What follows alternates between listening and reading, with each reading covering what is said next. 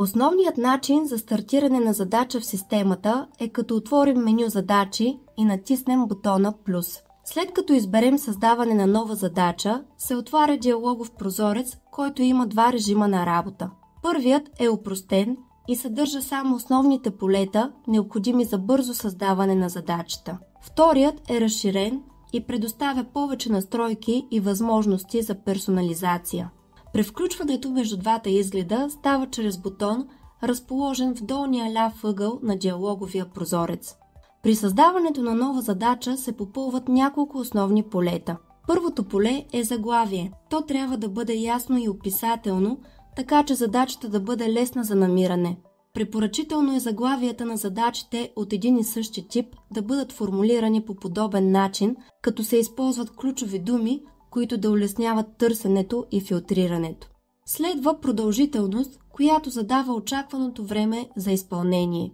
Тази стойност може да се използва за сравнение между планираното и реалното време, което е вложено в задачата. За да определим спешността на задачата, използваме полето приоритет. Полето статус задава началното състояние на задачата и може да бъде променяно в процеса на изпълнение.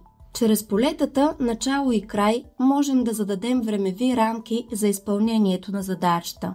Следва отговорник, който е лицето, носещо основната отговорност за изпълнението на задачата. Освен конкретен служител, задачата може да бъде възложена и на цял офис или отдел, така че всички служители в тях да имат достъп до нея. Полето клиент ни дава възможност да свържем задачата с конкретен клиент. Ако задачата е предназначена за изпълнение от служител на този клиент, го избираме от тук. В случай, че задачата е свързана с определен ангажимент, можем да го изберем от падащото меню. Полето асистенти позволява да добавим служители, които ще имат достъп до задачата и могат да участват в нейното изпълнение. Те могат както активно да помагат за изпълнението й, така и да следят напредъка и да оказват съдействие при необходимост. Ако искаме клиентът да има достъп до задачата, трябва да активираме опцията «Видима за клиента».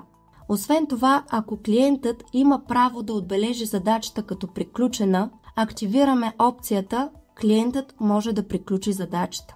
Полето видимост определя кой може да вижда задачата. Ако изберем стандартна видимост, задачата ще бъде достъпна за отговорника, асистентите, както и за всички служители, които имат съответните права в системата.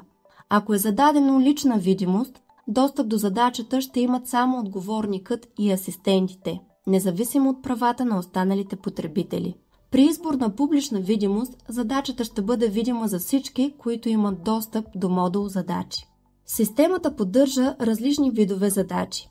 По подразбиране, всяка нова задача е от тип задача, но в зависимост от използваните модули могат да се създават и други видове, като заявка или проблем.